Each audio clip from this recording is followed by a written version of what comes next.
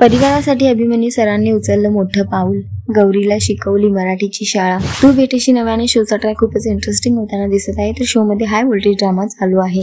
झालेल्या एपिसोड मध्ये आपण बघितलं की अभिमन्यू सरांनी गौरीची मदत केली आणि अर्पिताने बुक करायला सांगितलेली मूर्ती ते घेऊन जायला आलेले असतात।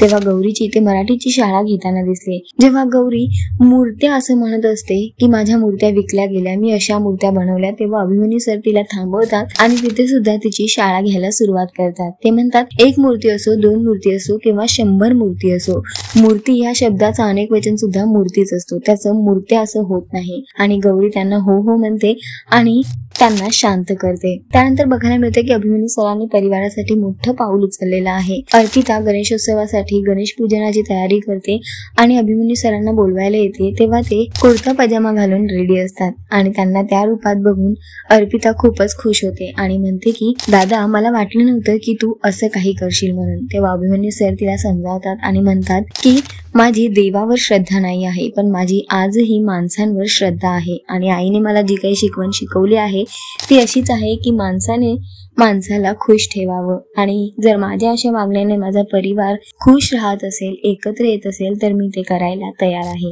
आणि हे सगळं बोलताना अभिमन्यू सरांना पुन्हा एकदा तन्वीची आठवण येते आणि ते जुन्या आठवणीत रमून जातात। सध्या तरी शोचा ट्रॅक खूपच इंटरेस्टिंग होतोय। तुम्ही किती एन्जॉय करताय हा ट्रॅक कॉमेंट करून नक्की सांगा आणि अशाच टेलिव्हिजन अपडेटसाठी टेलिगप्पाला लाईक, शेअर, सबस्क्राईब नक्की करा। नमस्कार।